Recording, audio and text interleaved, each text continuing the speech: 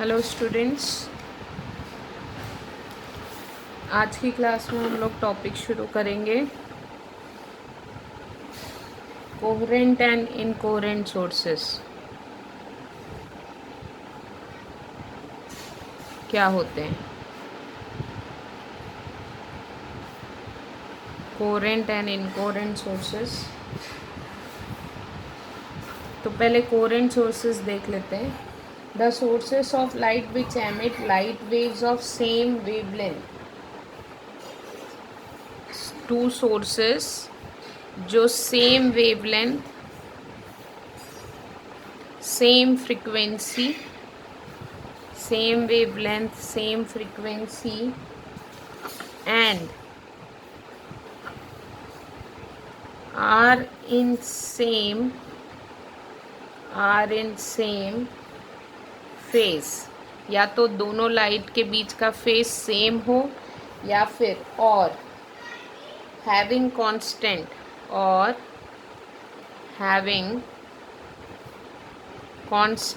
phase difference, having constant phase difference, same wave, same frequency and are in same phase or having constant phase difference of light waves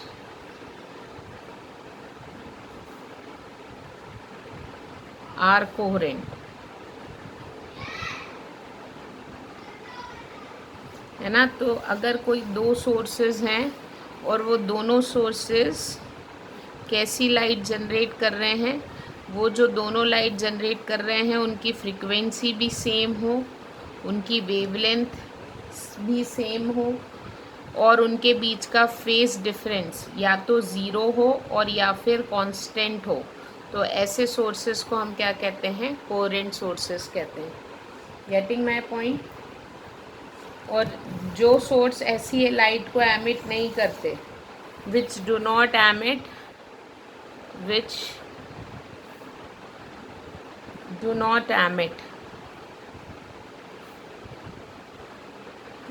not emit light waves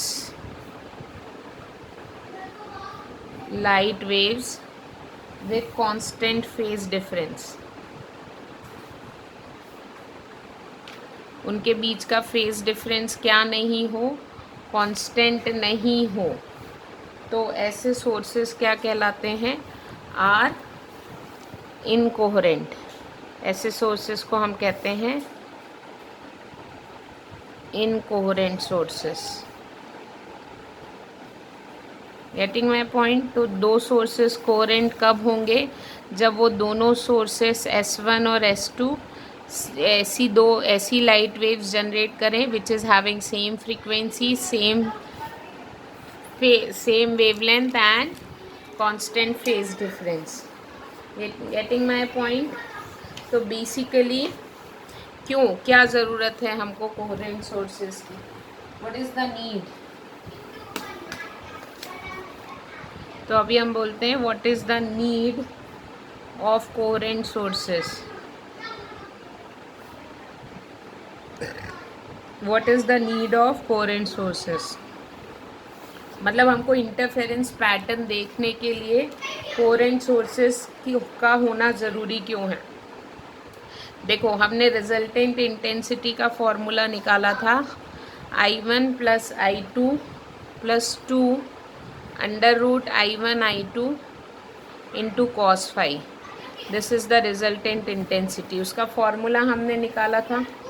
यहाँ पे ये जो term है 2 √I1 I2 × cos phi, ये जो term है basically इस term को अपन कहते हैं इंटरफेरेंस टर्म। क्या कहते हैं?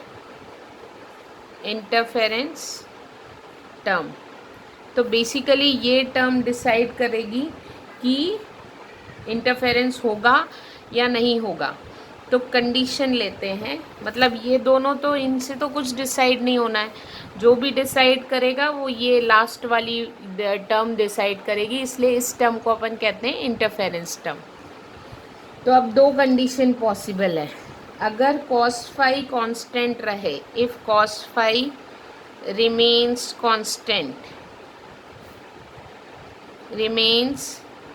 constant with time, अगर मान लो इसकी वैल्यू नहीं बदले तो इंटेंसिटी भी क्या रहेगी, कांस्टेंट रहेगी। Intensity will be constant, yes और नो। अगर इसकी वैल्यू फिक्स कर दी जाए तो ये वैल्यू भी फिक्स हो जाएगी, यस और no.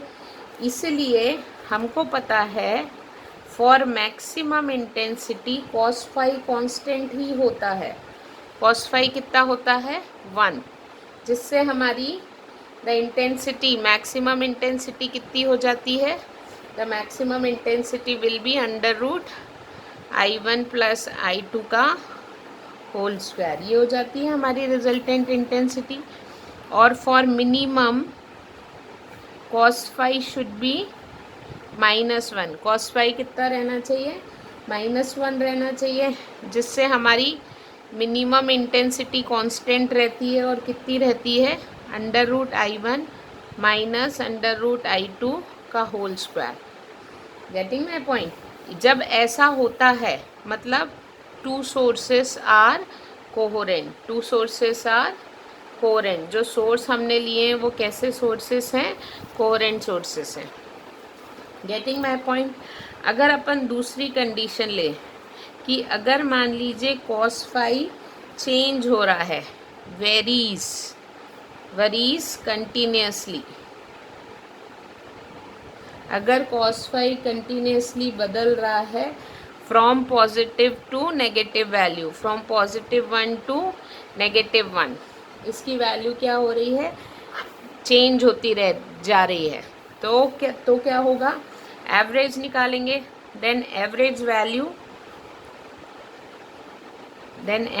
Value of cos phi कितनी हो जाएगी, इज 0, क्योंकि +1 से -1 के बीच में एवरेज निकालेंगे तो वो क्या हो जाएगी, 0, जिससे कि इंटरफेरेंस टर्म एवरेजेस, तो ये पूरी इंटरफेरेंस टर्म क्या हो गई, इंटरफेरेंस टर्म इज 0। अगर cos phi 0 then interference term is 0, and if interference term is 0 then IR is equals to I1 + I2 always, यही हो जाएगा एट एवरी पॉइंट। तो हमको क्या नहीं मिलेगा, एट एवरी पॉइंट, मतलब two sources are not coherent, जो दो सोर्सेस हैं वो कोहेरेंट नहीं हैं, two sources are not coherent then, getting my point। इसलिए हमको अगर इंटरफेरेंस देखना है तो the two sources must be coherent. अगर आपको आया नीड ऑफ कोहेरेंट सोर्सेस तो आपको ये बताना है। अब बात आती है कि हम कैसे ऑब्टेन करेंगे,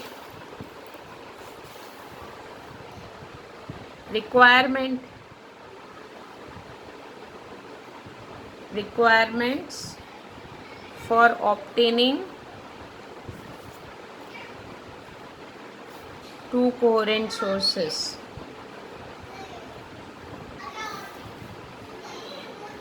कैसे हम दो कोहेरेंट सोर्सेस हमको मिल सकते हैं, गेटिंग माई पॉइंट। तो सबसे पहला है हमारे पास, should be obtain two sources should be obtained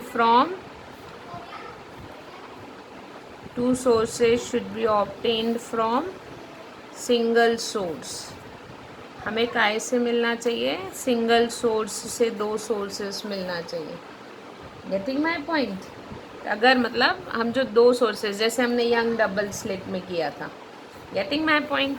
तो एक तरीका मतलब two sources should be obtain from single source, हमने पीछे एक लाइट लगाई और उसके आगे दो स्लिट कर दिए, तो ऐसा हमने पहला कहाँ देखा था, यंग डबल स्लिट में।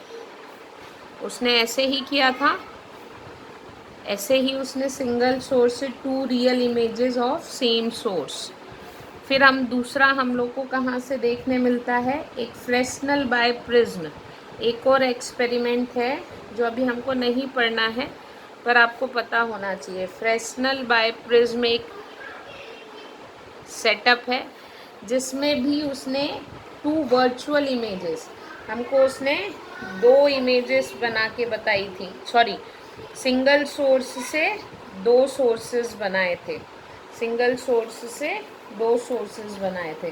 तो फ्रेस्नेल बाय प्रिज्म में by refraction 2 sources from single source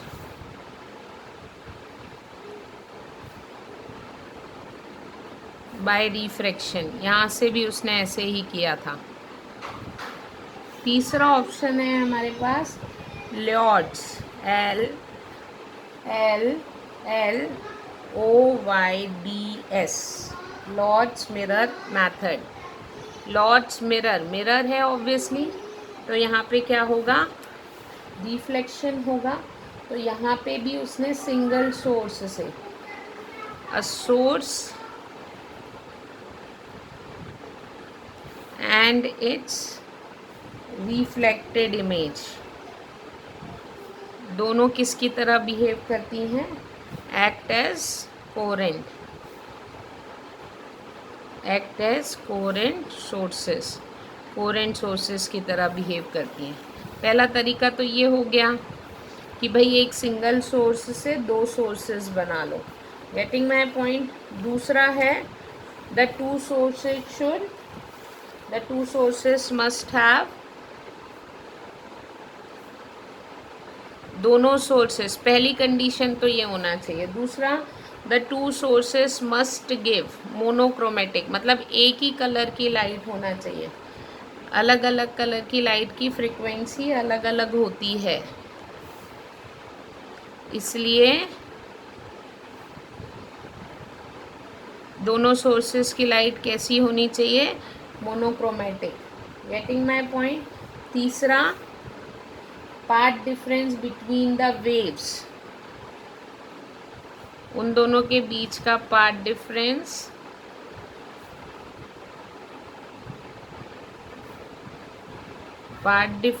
between the waves should be on the screen, must not be large, on the screen must not be large। जब वो screen पे पहुँचे दोनों light, तो उनके बीच का पाथ डिफरेंस बहुत ज़्यादा नहीं होना चाहिए, गेटिंग माई पॉइंट।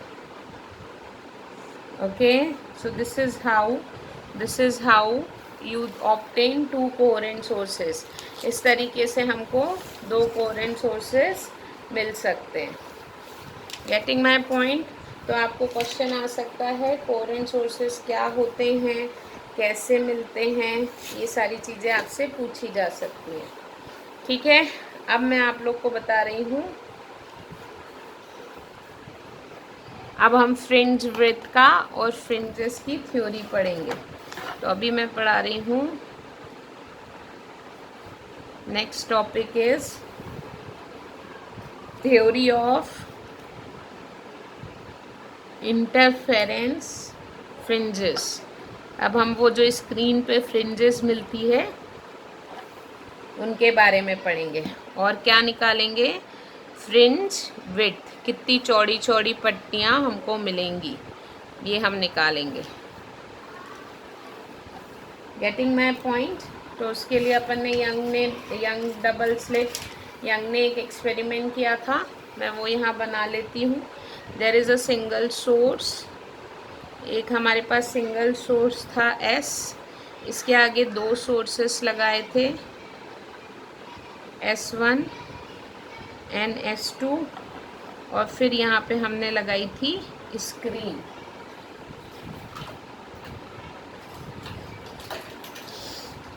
यहाँ पे हम लोगों ने स्क्रीन लगाई थी, इसके बीच का डिस्टेंस था, the distance between screen and the source is D। हमको यहाँ पे this is the middle line, this centre point is called as O। इस सेंटर पॉइंट को क्या कह रहे हैं, ओ कह रहे हैं। Then you are having take a point P somewhere here. हमने कोई एक रैंडम पॉइंट लिया है P, जिसकी यहाँ से एक लाइट जा रही है S1P और यहाँ से एक लाइट जा रही है S2P। Getting my point. Zero से लेकर इस पॉइंट तक का डिस्टेंस है x, इन दोनों के बीच की डिस्टेंस है स्मॉल d। तो ये जो डिस्टेंस हो गई, this distance is d/2 and this distance is also d/2। इसको नाम देते हैं b, इसको नाम देते हैं a। आगे बात समझ में, क्योंकि ये पूरी डिस्टेंस कितनी है, दो स्लिट के बीच का गैप होता है।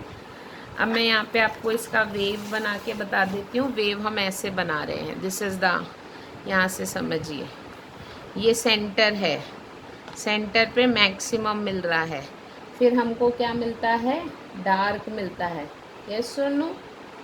तो हमें इसके बाद मिलेगी डार्क। तो यहाँ पे हमको फर्स्ट सेंटर में सेंट्रल डार्क, फिर हमको डार्क, सेंट्रल ब्राइट, फिर डार्क, फिर ब्राइट, फिर डार्क, फिर ब्राइट, ऐसे मिलती है। उसी तरीके से यहाँ पे भी हमको पहले डार्क, फिर ब्राइट, फिर डार्क, फिर ब्राइट। तो ब्राइट यानी मैक्सिमम इंटेंसिटी, ये ब्राइट यानी मैक्सिमम, ये। तो अपन ऐसा कर्व बना लेते हैं, minimum maximum, minimum maximum, minimum. उसी तरीके से यहाँ पे मिनिमम, फिर मैक्सिमम, फिर मिनिमम, फिर मैक्सिमम, इस तरीके की ये वेव है। Getting my point? ओके। तो ये आपका, ये मैंने फिगर बनाया है। अब इस फिगर से हम लोग निकालेंगे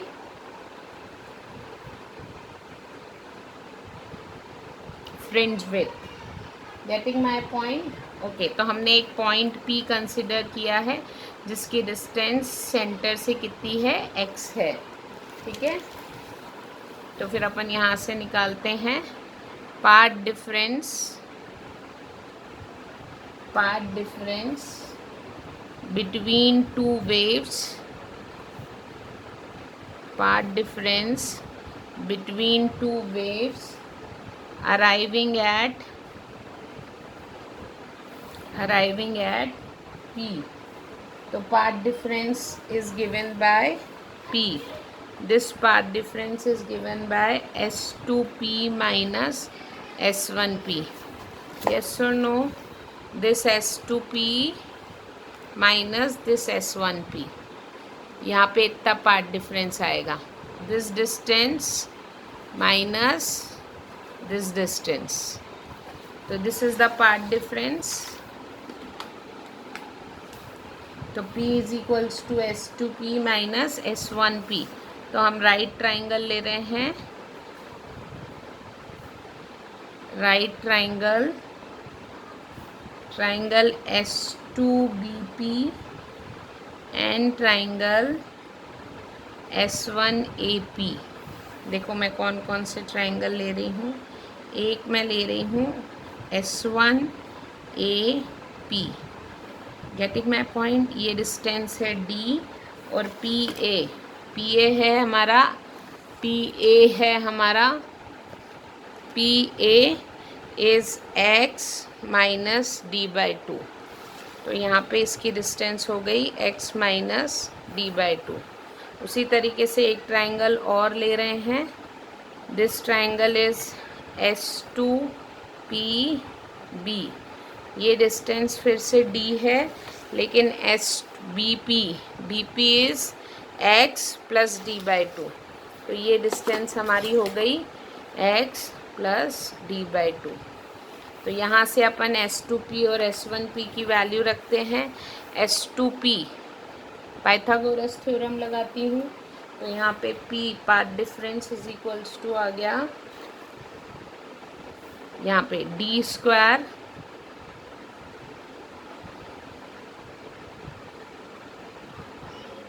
अच्छा sorry,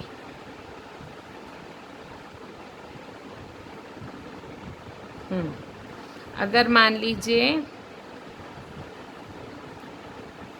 part difference from right angle triangle, यदि मैं ऐसा करूं, इसका स्क्वायर S2P का स्क्वायर माइनस S1P का स्क्वायर, S2P माइनस इसका स्क्वायर माइनस इसका स्क्वायर, इसका स्क्वायर होगा D square plus x plus D by 2 का होल स्क्वायर माइनस S1P यहाँ से होगा D square plus x minus D by 2 का होल स्क्वायर। यस और नो, ऐसा होगा। ओके, तो यहाँ पे हम लोग इसको लिखेंगे, इसको हम लोग लिखेंगे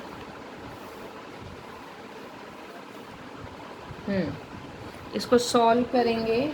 जब हम इसको सॉल्व करेंगे तो यहाँ से हमारा आंसर आएगा, बोला S2P square minus S1P square. जब आप लोग इसको सॉल्व करोगे खोल के, पूरा ये करके देखना है, तो यहाँ पे आपका आंसर आएगा 2xD बचेगा, बाकी पूरा कैंसिल हो जाएगा।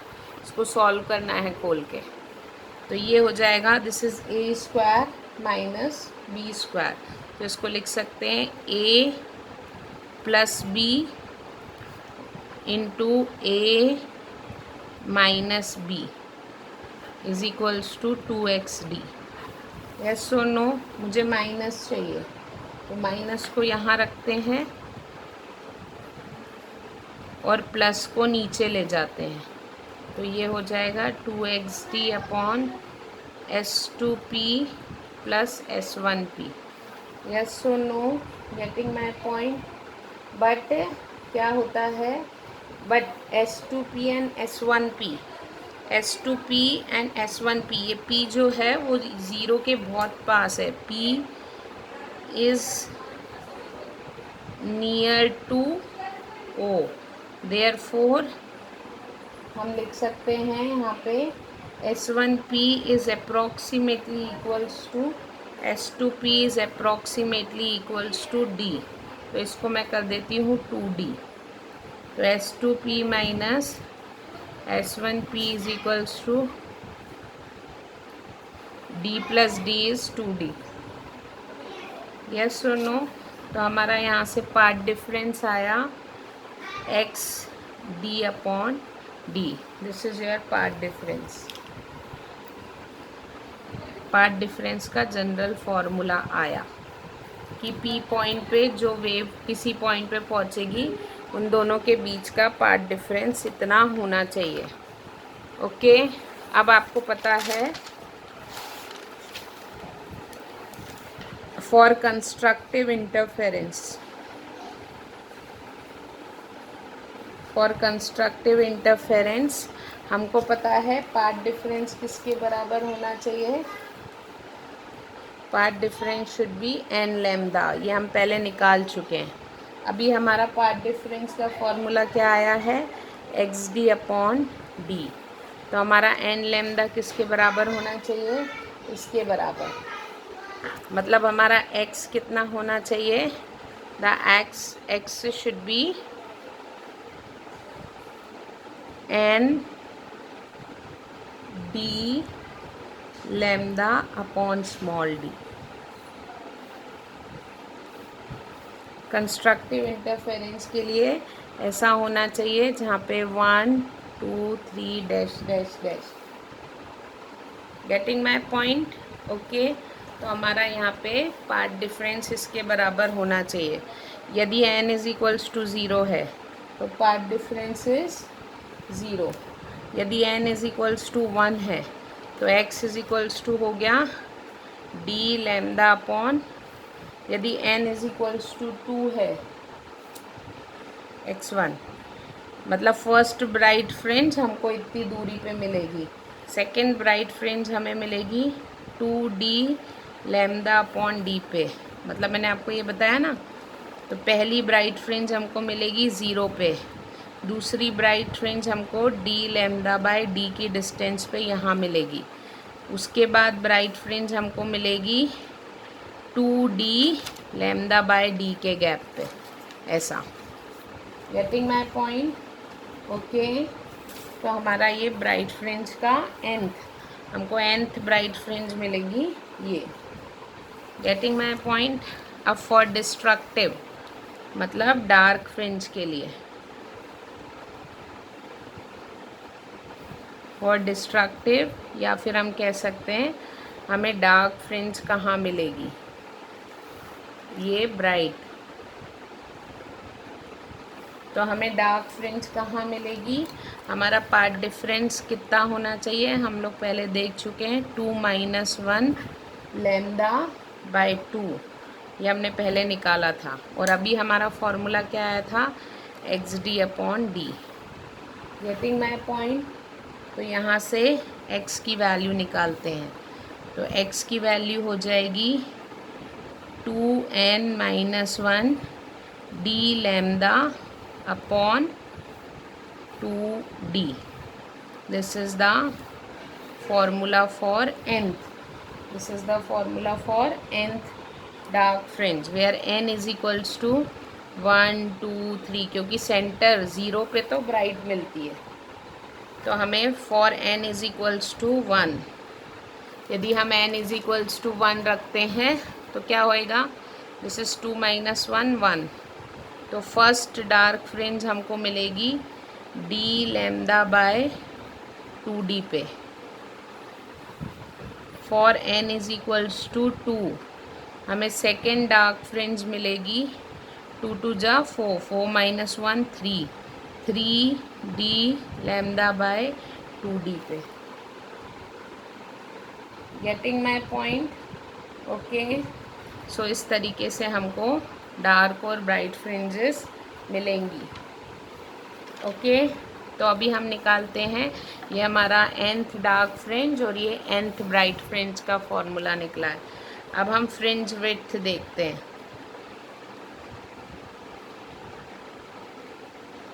देखो मैं आपको समझाती हूँ। इसका मतलब है कि 0 पे तो हमको मिल गई मैक्सिमम ब्राइट, अगली ब्राइट हमको कितनी गैप पे मिल रही है, अगली ब्राइट हमें मिल रही है डी लैम्डा बाय डी पे, यहाँ पे first bright. Getting my point? Second bright हमें कहाँ मिल रही है, B2 हमको मिल रही है 2D लैम्डा बाय डी पे। Getting my point? तो बेसिकली हम लोगों को फ्रिंज विड्थ निकालनी है। क्या निकालनी है, fringe width. It is the separation between successive bright, fringe width separation between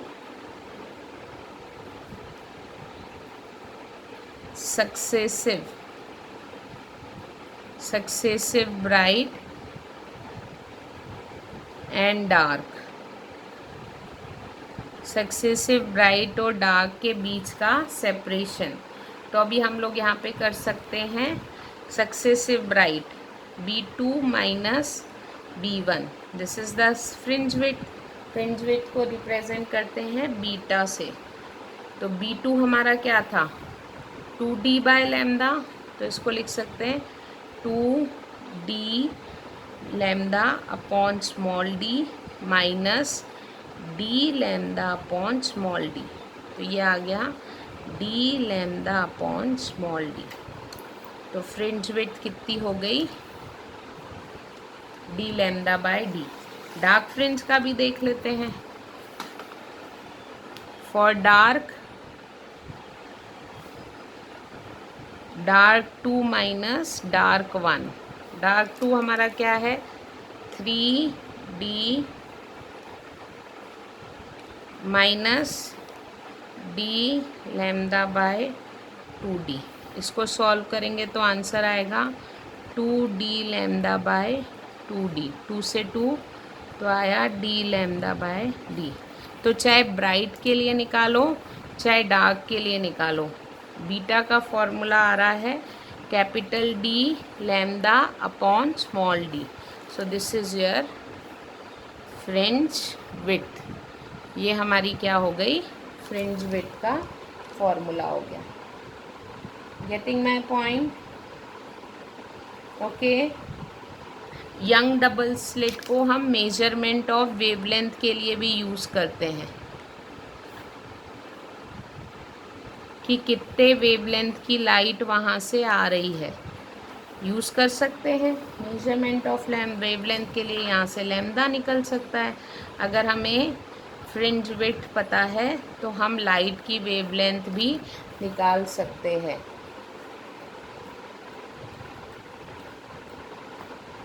ठीक है, तो हम इससे वेवलेंथ भी पता कर सकते हैं। ओके, सो यहाँ पे मैंने आप लोगों को बता दिया कि कैसे हम लोगों को फ्रिंज विड्थ मिलेगी, कैसे हम लोगों को डिस्ट्रीब्यूशन ऑफ इंटेंसिटी का कर्व है जो आप लोगों को बनाना है। डिस्ट्रीब्यूशन ऑफ इंटेंसिटी का एक ग्राफ है। डिस्ट्रीब्यूशन ऑफ इंटेंसिटी का ग्राफ मतलब कैसे, वही जो मैंने अभी पीछे बना के बताया था। ये y पे intensity, this is intensity, and यहाँ पे हम लोग ले रहे हैं पार्ट डिफरेंस।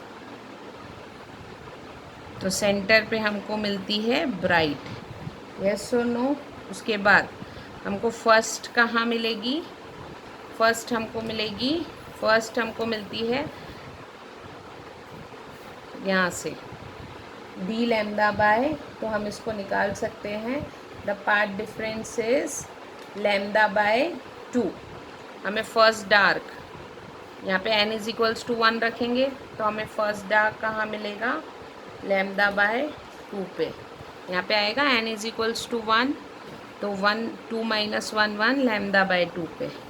फिर हमको फर्स्ट ब्राइट कहाँ मिलेगी, लैम्डा पे। तो ये जो पॉइंट हुआ, दिस पॉइंट इज़ लैम्डा।